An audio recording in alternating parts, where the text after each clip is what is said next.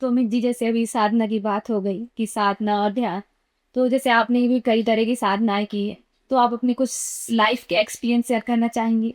एक बार क्या हुआ, एक व्यक्ति मेरे ऑफिस में आए और वो बड़े हड़बड़ाए हुए थे। उन्होंने कहा कि वो मेरे मित्र थे। उन्होंने कहा, अमित जी आपको ना एक बार चलना पड़ेगा कि भाई मेरे एक मित्र की बेटी को कुछ हो गया है। 4-5 दिन से ना वो कुछ खा रही है ना वो कुछ पी रही है। अब मुझे इतना तो इस फील्ड में हूँ तो आभास हो गया कि भाई कोई ना कोई ये नेगेटिविटी है। ठीक है, अब वो उसको मैं मना भी नहीं कर सकता था। अब तंत्र का प्रयोग मैं कर नहीं रहा था। जस्ट क्या था, परमात्मा का नाम और ईष्ट की सिद्धि। मैं अपनी टेबल से उठा। टेबल से उठते ही पीछे मेरे बाबा होते हैं। मैंने कहा, बाबा मेरे बस की बात नहीं है जहां मैं जा रहा हूँ। ठीक है, और क्या करना है मुझे ये भी नहीं पता, पर मुझे ये समझ में आ रहा है कुछ गड़बड़ है। अब मैं तो कुछ भी नहीं जानता, जो करना है आपने करना है। आप हमेशा मेरे संग रहते हो, यहाँ पर भी आप मेरे साथ चलो और जो करना है करो। तो अब मैं जा रहा हूँ और फील कर रहा हूँ कि वो एनर्जी, वो मेरे ईस्ट की एनर्जी मेरे साथ है। और मैं उनसे बातें भी कर रहा हूँ मन ही मन में कि बाबा बस चल रही है, अब जाना नहीं है आपने और उसको ठीक करके जाना है।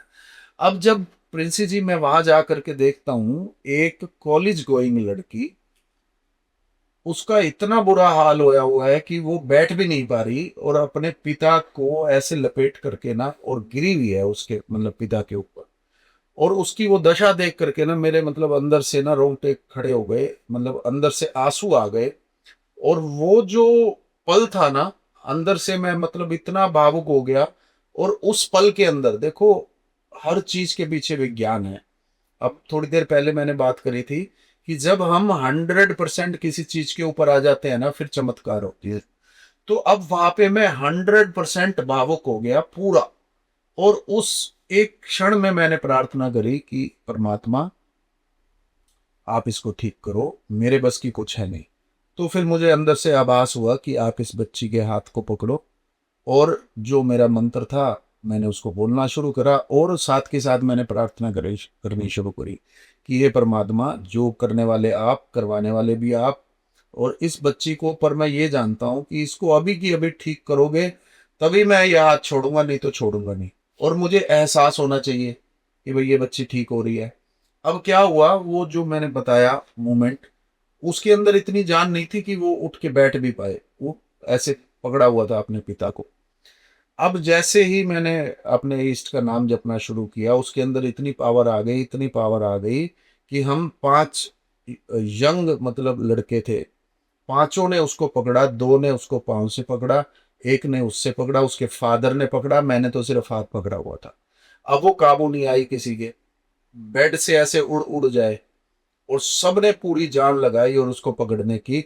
अब मुझे अंदर से ये आभास हो रहा कि अमित अगर अब छोड़ दिया इसको तो फिर ये और भी मामला बिगड़ सकता है। अब मैंने कहा, बाबा इसको आपने ठीक करना ही पड़ेगा। अब यहाँ पे देखो क्या कार्य काम आ रहा है, न तंत्र न मंत्र, सिर्फ बुद्धि। तुरंत 1 मिनट के अंदर एक हवा सी मेरे शरीर को टच करती हुई बाहर निकली और वो एकदम निढाल होके नीचे गिर गई लड़की। अब फिर मुझे अंदर से पता चल गया कि भाई जो नेगेटिव एनर्जी है वो निकल गई। अब फिर उन्होंने, उसके पिता ने बोला कि पंडित जी ये इतने दिन हो गए कि भाई ये परेशान है, ना कुछ खाती है ना कुछ पीती है, बस ऊट पटांग बातें, मैं बैड हूँ, मैं बैड बॉय हूँ। और मतलब ऐसी बातें कर रही है कि भाई ये जिंदगी में सपने में भी नहीं कर सकती ऐसी बातें। फिर उन्होंने उसकी डीपी लगाई, I am a bad boy, और एक शैतान की फोटो लगा रखी थी। ऐसी डीपियां लगा रही थी वो। तो मैंने कहा, जी अब ये भोले बाबा की कृपा है, अब ये ठीक है बिल्कुल। आप इसको, अब ये थोड़ा सा खाएगी ज़्यादा, क्योंकि हम तंत्र में है तो हमें पता है कि जब कोई एनर्जी हमारे शरीर पे हमला करती है तो वो खा जाती है अंदर से, है ना, हमारे को वीक कर देती है। तो मैंने उनको बोला कि भाई ऐसे ऐसे ये अब डाइट ज़्यादा लेगी, सोएगी, इसको सोने देना, अब ये पूरी तरह से ठीक है।